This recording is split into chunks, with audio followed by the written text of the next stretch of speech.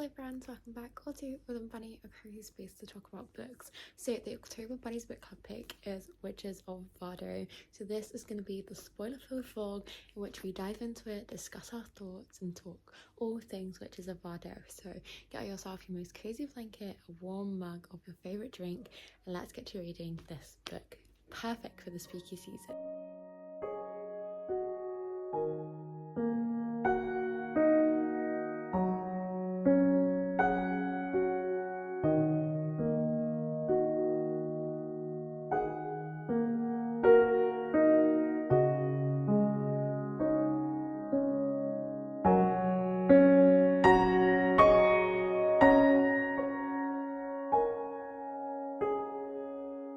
Chapters, which is 25 pages into the Witches of Vardo. I'm enjoying the writing style. I'm enjoying the swap between the different narratives and also the change in the timelines. I'm not quite sure when Imborg and Anna's perspective will cross over yet, and I don't have many predictions. At first, I wasn't quite sure when Imborg was writing that she was writing to the exact king, but until I read chapter 3, then obviously it made more sense. I think it was chapter 3, or was that from Anna's perspective? Perhaps it was chapter 2, but where she states how she met the king, or what was going to be the king, the prince, in the library, and how it all kind of begun, and this witch's kind of whole scenario and situation begun. I'm still not 100% convinced Anna's kind of play in this whole novel. Obviously there was a whole point of her losing her brother and her sister keeping the eggs and her mother just going absolutely off the rails about the witches, and there was like talk of witchery, but I'm intrigued to see if this place Vardo holds Anna as well, and whether we're just seeing the past experience of Anna because we're gonna have a reveal in Borg's perspective. Those are my kind of predictions, I suppose, so far. But yeah, I'm really enjoying it. I'm loving the actual like historical writing of it, and how well it's crafted. And I'm not usually one who does enjoy like historical fiction, and I don't know if this is necessarily historical fiction, but I wouldn't quite say it's fantasy. Anyway, it doesn't seem to have the kind of air of fantasy. It seems to be more rooted in like facts and figures, and I don't know, it just feels very direct, in which that's kind of how I associate historical fiction being. Besides the point, I'm really enjoying it. So yeah, I'm intrigued to see how the paths intertwine. And then there was already kind of Imborg's kind of admitting that she isn't a witch, but then they have all of these like herbal medicines and stuff going on, and yeah, and then her whole history of her father being a physician to the king, and whether that was any witchery involved in that because of how her father doesn't answer the questions. So yeah, I'm very interested to find out.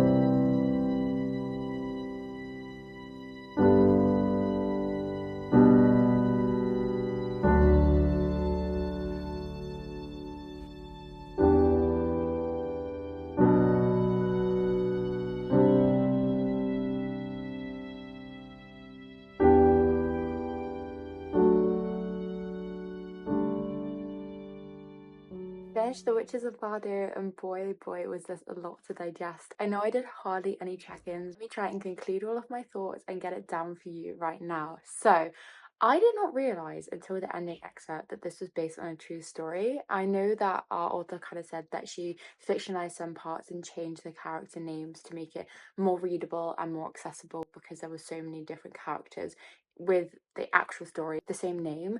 And then also what did was use the kind of men being in charge to really emphasize the witches point, which I really enjoyed this aspect of, because I feel like in a lot of witches books it's not given as much ownership to the time and kind of what's going on with that. And I loved Meryn as a character and how she was like, don't hide your power, show your power, show your power.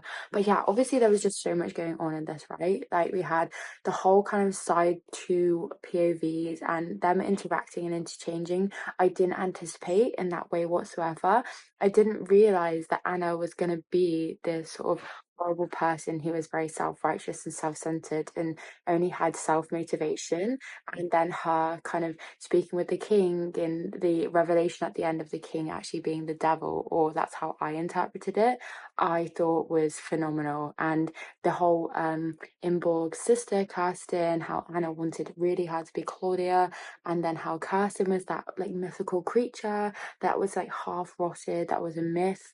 And then the myths woven in here as well. There were so many different legends packed into here. And I just thought this was beautiful storytelling, magnificent writing and characters, the development of this, the heartache and heartbreak when the witches, the mother and the auntie frog was being trialed for witches and being a witch. The gruesomeness of those details, it felt so unnecessary and so disgusting, but so necessary and so true. And I just loved everything that this book did. I thought it was superb. I thought it was great. At points, I did find it a little bit inaccessible just because I think the pacing was slightly off for me, but just the driving force of this narrative and the characters and the writing was just great. I think the only thing that threw me off was Anna's perspective of writing letters to the king. I was quite confused why this was going on, and then it wasn't obviously until the end that we got the revelation she had been in love with him this whole time. She had been like kind of like a denounced mistress to him, and he had forced her into things that she didn't want to do, and just was this overall disgusting human being. And yeah, I just thought it was so good, and I'm probably missing so many important parts that I adored in this book, but I had so much fun reading it. I really did.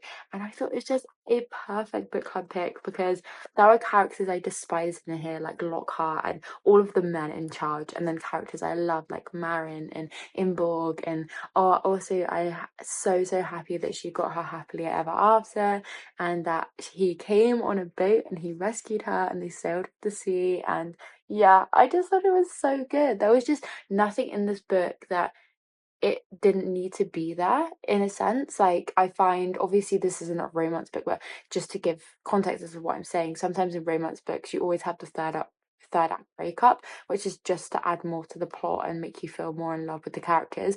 This book didn't need to do that. I just felt like the character storytelling and the character stories themselves did that all for it.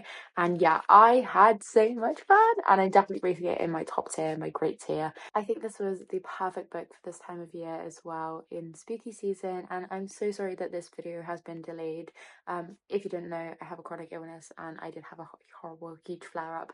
I've been battling with this flare up for quite some time now.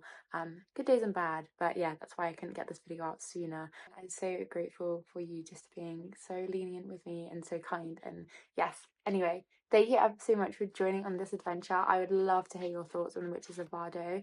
Absolutely loved it for me, like phenomenal. And thank you so much for joining the Bunnies Book Club pick for the month of October. I will see you for November's pick, in which is When the Moon Hatched. That has already gone live, so you'll already be aware of that. And then the spoilerful vlog for that will be coming on the 28th of November, so stay tuned for that. Anyway, as always, I hope that wherever you are and whatever you're doing, you have a wonderful day or night.